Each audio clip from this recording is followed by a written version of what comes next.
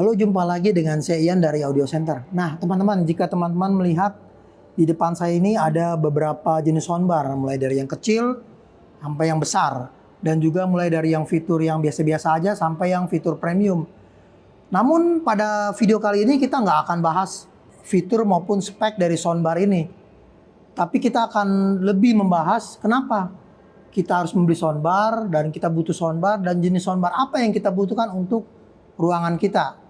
Nah, namun seperti biasa, sebelum kita membahas video kali ini, jangan lupa teman-teman menekan tombol subscribe dan juga menekan tombol loncengnya sehingga teman-teman gak ketinggalan setiap video-video baru dari Audio Center. Nah, mari kita mulai pembahasannya.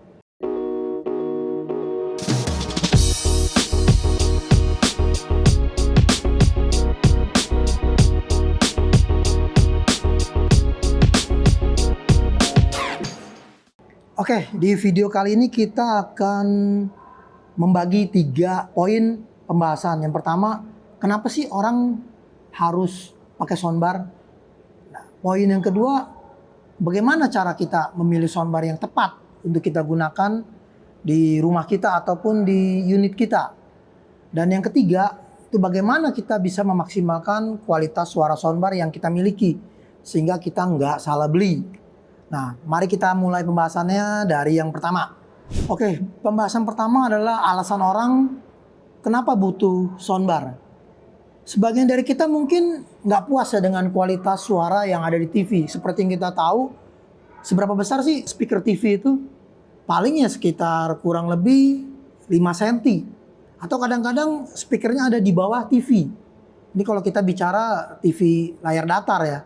Belum lagi bagaimana tipisnya bezel TV itu kan mempengaruhi kualitas suara yang keluar. Karena semakin tipis pasti semakin kecil speaker yang digunakan. Nah, kebanyakan orang itu mengharapkan dengan membeli produk TV yang besar dengan spek yang komplit seperti sudah Dolby Digital, Dolby Atmos, itu bisa mendapatkan kualitas suara TV yang wow seperti di iklan ketika mereka beli TV tersebut. Namun kan hasilnya ketika kita udah sampai rumah, ya kualitas suaranya ya begitu aja.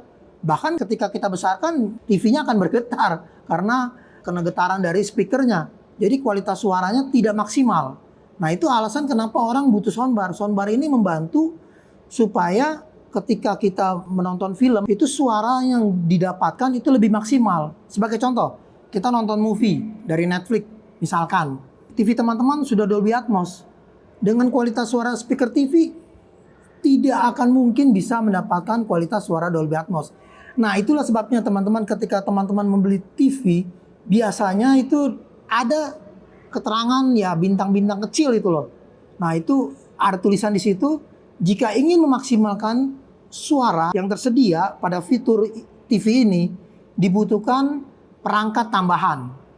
Nah, ini makanya kebanyakan orang mencari apa sih perangkat tambahannya? Ya perangkat tambahan yang memungkinkan yaitu soundbar. Soundbar udah paling simple. Karena dengan bentuk yang simple, tapi kita bisa mendapatkan suara yang kita harapkan ya kurang lebih mendekati yang kita harapkan. Nah, itu poin yang pertama, kenapa orang butuh soundbar. Nah, poin yang kedua, alasan orang kenapa butuh soundbar itu karena kita memerlukan kualitas suara yang bagus seperti yang tadi saya bilang. Nah, untuk mendapatkan sensasi home theater yang simple ya soundbar. Itu udah pasti karena bentuknya simple, kualitas suaranya mendekati suara speaker besar. Namun dengan kualitas suara soundbar kita bisa mendapatkan hasil yang seperti yang kita harapkan. Misalkan ketika teman-teman menonton film seperti tadi saya bilang dari Netflix dengan kualitas suara Dolby Atmos, itu kan nggak bakal didapatkan dari speaker TV. Namun dengan soundbar, speaker surround yang terpisah, kita bisa mendapatkan kualitas suara seperti home theater. Namun perangkatnya simple, nggak membutuhkan banyak perangkat, hanya satu speaker soundbar. Juga mungkin jika teman-teman membeli perangkat tipe yang lain yang bisa mendapatkan speaker surround, ya kita bisa lepas dengan subwoofernya terpisah. Namun kualitas suaranya sudah sangat bagus untuk jenis speaker yang model kecil seperti ini. Nah, poin yang ketiga, kenapa sih orang pakai soundbar? Ya karena budgetnya nggak perlu gede-gede. Dengan budget sekitar 2 juta, 5 juta, sampai dengan 13 jutaan atau 15 jutaan, kita sudah bisa mendapatkan kualitas suara yang bagus. Jadi nggak butuh budget yang gede. Jadi kita sesuaikan saja budgetnya dengan budget yang kita punya. Nah, bagaimana kualitas suaranya ya sesuai dengan budget yang kita sediakan. Namun setidaknya dengan tambahan speaker soundbar kita bisa mendapatkan kualitas suara yang bagus. Ya, untuk poin yang keempat, kenapa orang pilih soundbar? Karena soundbar itu nggak butuh kabel lain, hanya butuh kabel HDMI dari TV ke soundbarnya. Sedangkan ke subwoofernya hanya dengan menggunakan sistem wireless. Jadi penempatannya pun gampang, nggak direpotkan dengan kabel. Dan juga penggunaannya pun mudah. Teman-teman tinggal colok, plug, dan play. Jadi nggak perlu lagi diatur-atur dia punya bassnya, surroundnya. Kita nggak perlu ngatur-ngatur seperti itu karena dengan sistem soundbar ini kita cuma plug, play, sudah mendapatkan kualitas suara yang bagus. Jadi itulah salah satu alasan kenapa orang pilih soundbar. Oke, poin utama yang kedua yang kita bahas itu bagaimana sih caranya kita memilih soundbar yang cocok untuk kita. Nah, cara kita memilih soundbar yang cocok untuk kita itu sebenarnya gampang.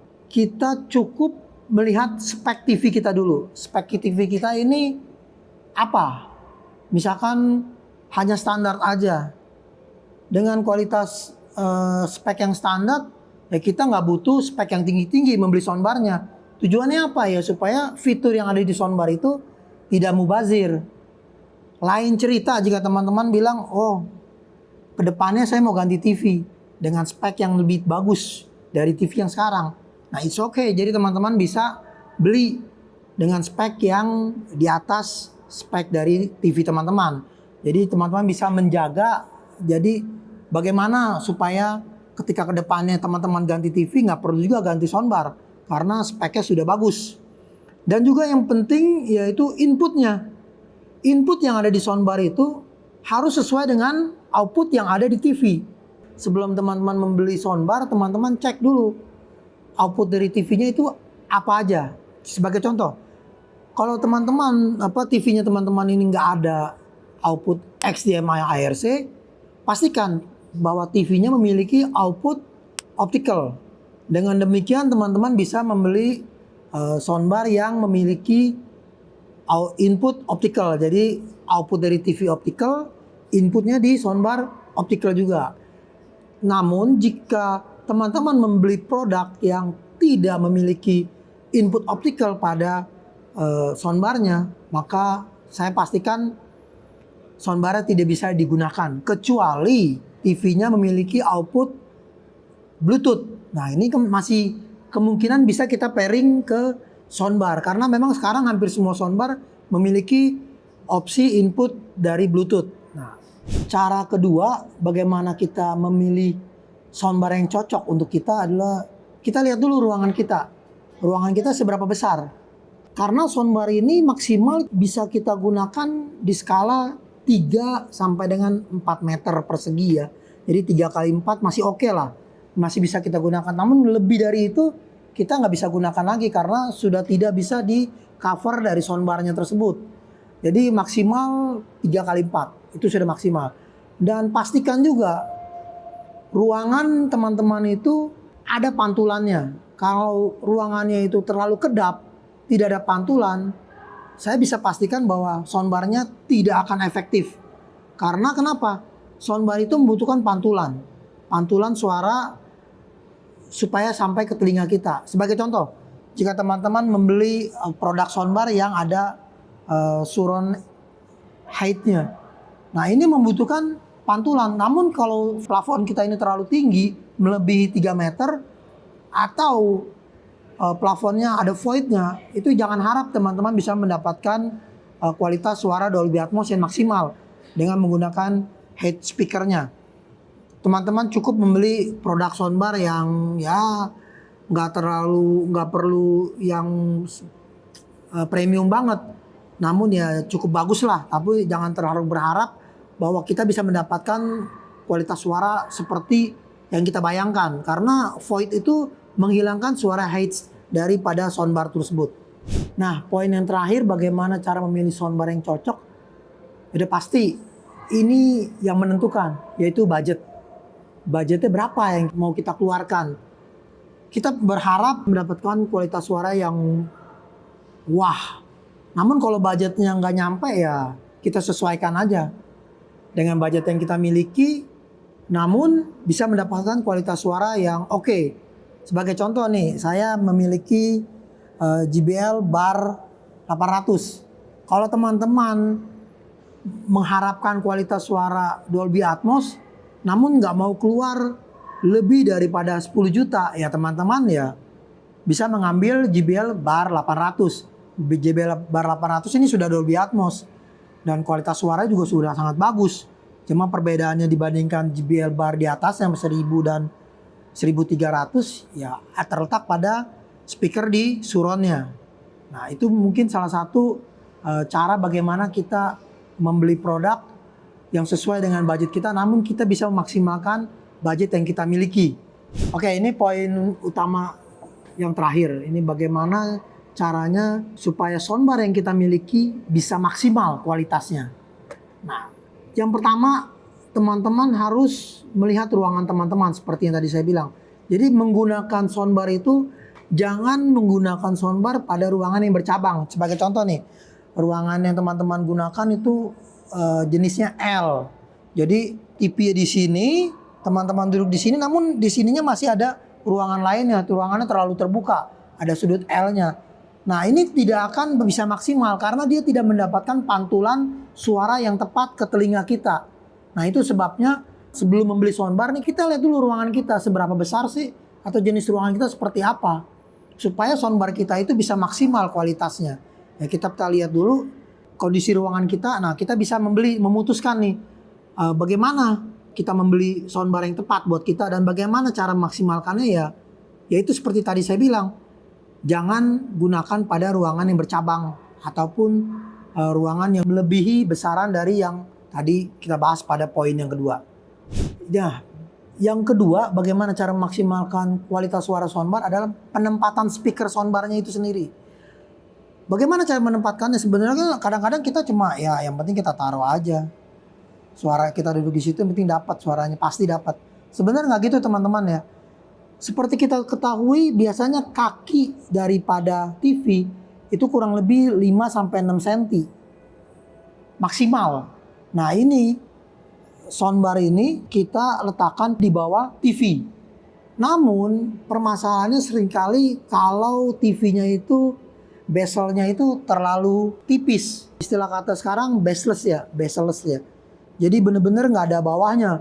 Nah, biasanya kalau kita nonton film yang ada teksnya kan, kalau kita taruh soundbar di depan, kalau dia punya kaki terlalu tipis, teksnya akan tertutup. Nah, gimana nih cara maksimalinnya? Boleh nggak kita taruh di atas? Ya nggak boleh. Speaker soundbar tetap berada di bawah TV. Nah, solusinya ya speakernya kita gantung. TV-nya kita gantung. TV-nya kita gantung dan soundbarnya kita gantung. Jadi posisinya ada di bawah TV. Nah, itu yang paling tepat. Dan posisinya soundbar ini maksimal 90 cm dari lantai. Jadi posisinya akan tepat pada telinga kita ketika kita mendengar. Kualitas suara soundbarnya itu bisa maksimal.